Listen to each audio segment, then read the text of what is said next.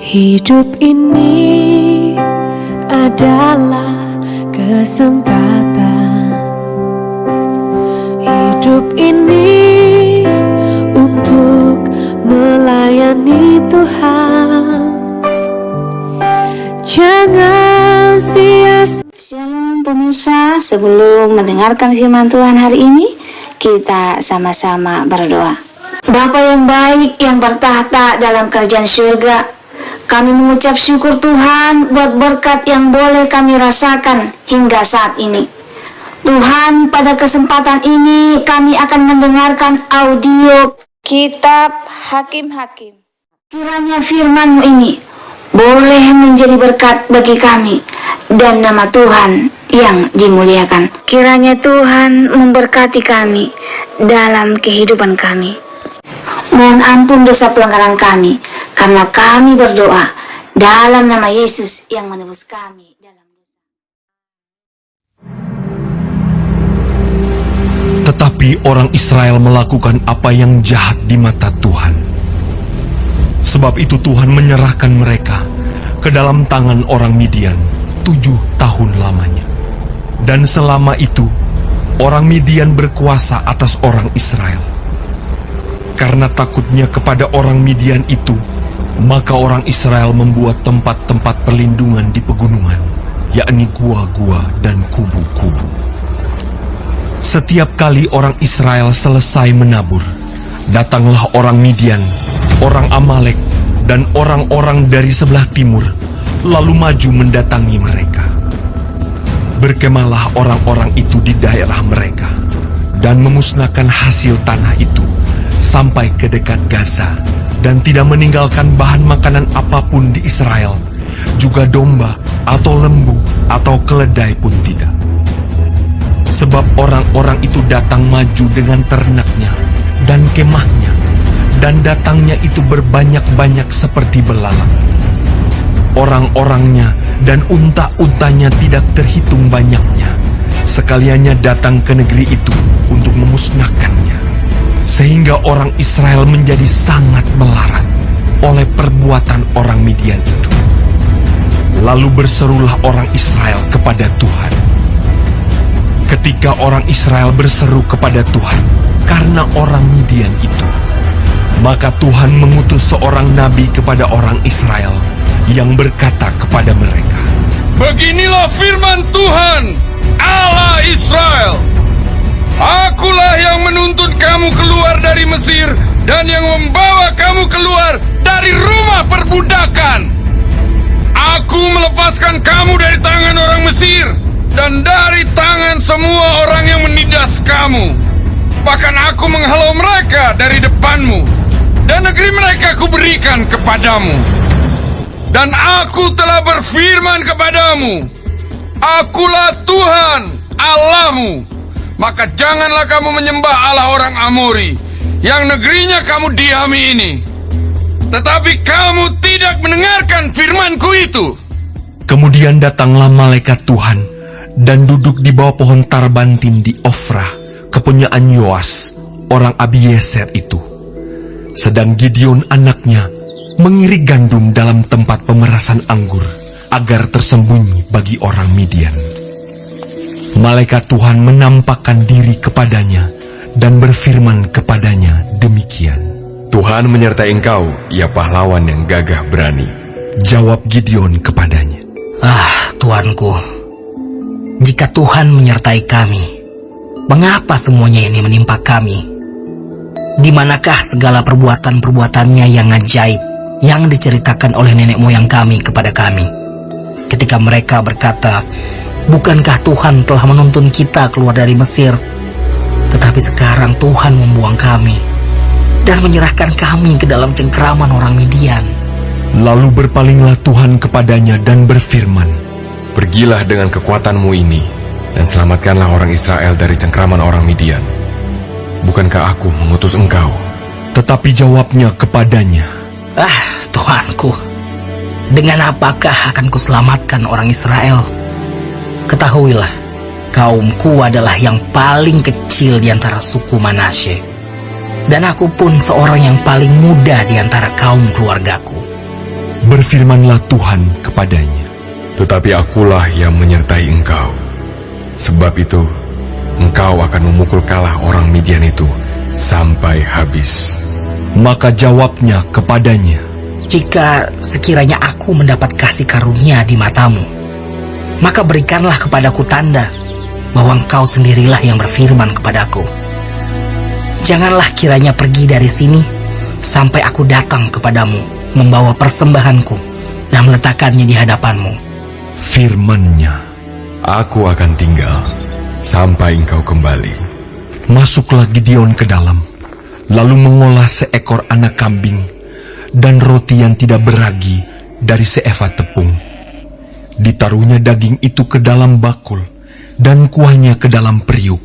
Dibawanya itu kepadanya ke bawah pohon tarbantin, lalu disuguhkannya. Berfirmanlah malaikat Allah kepadanya, Ambillah daging dan roti yang tidak beragi itu. Letakkanlah ke atas batu ini dan curahkan kuahnya. maka diperbuatnya demikian. Dan malaikat Tuhan mengulurkan tongkat yang ada di tangannya. Dengan ujungnya disinggungnya daging dan roti itu. Maka timbullah api dari batu itu dan memakan habis daging dan roti itu. Kemudian hilanglah malaikat Tuhan dari pandangannya. Maka tahulah Gideon bahwa itulah malaikat Tuhan. Lalu katanya, Celakalah aku, Tuhanku Allah, sebab memang telah kulihat malaikat Tuhan dengan berhadapan muka.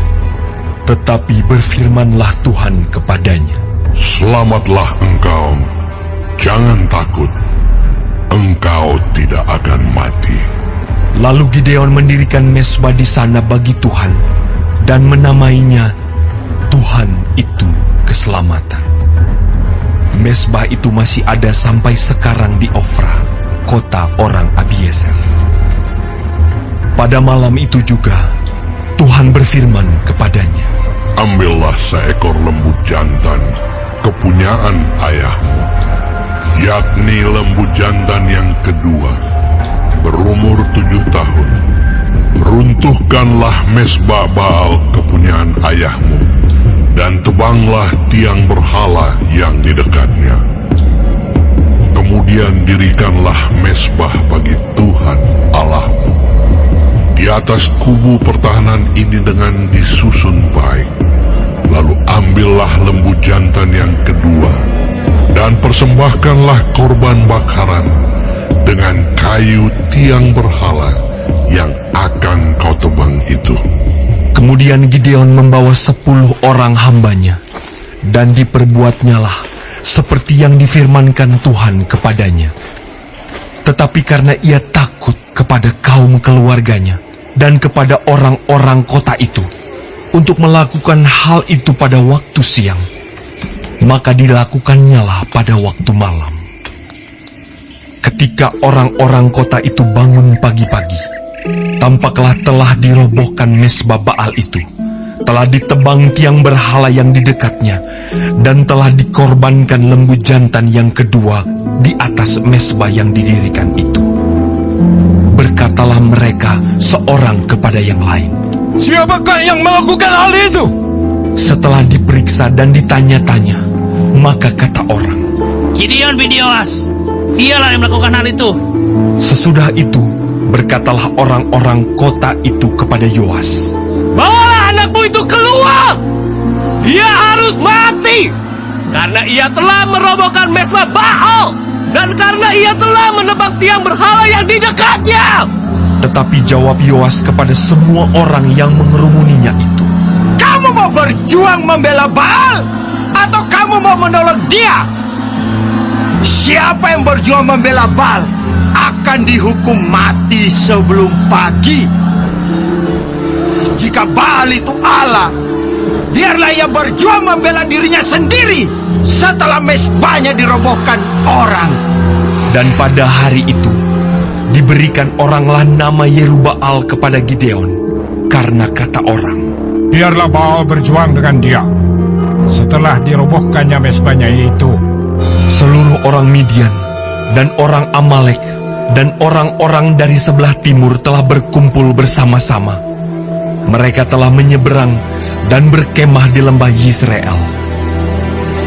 Pada waktu itu, Roh Tuhan menguasai Gideon. Ditiupnyalah sangkakala dan orang-orang Abiezer dikerahkan untuk mengikuti dia. Juga dikirimnya pesan kepada seluruh suku Manasye, dan orang-orang ini pun dikerahkan untuk mengikuti dia. Dikirimnya pula pesan kepada suku Asher, Sebulon, dan Naftali, dan orang-orang ini pun maju untuk menggabungkan diri dengan mereka. Kemudian berkatalah Gideon kepada Allah, Jika engkau mau menyelamatkan orang Israel dengan perantaraanku, seperti yang kau firmankan itu, maka aku membentangkan guntingan bulu domba di tempat pengirikan. Apabila hanya di atas guntingan bulu itu ada embun, tetapi seluruh tanah di situ tinggal kering, maka tahulah aku bahwa engkau mau menyelamatkan orang Israel dengan perantaraanku, seperti yang kau firmankan. dan demikianlah terjadi.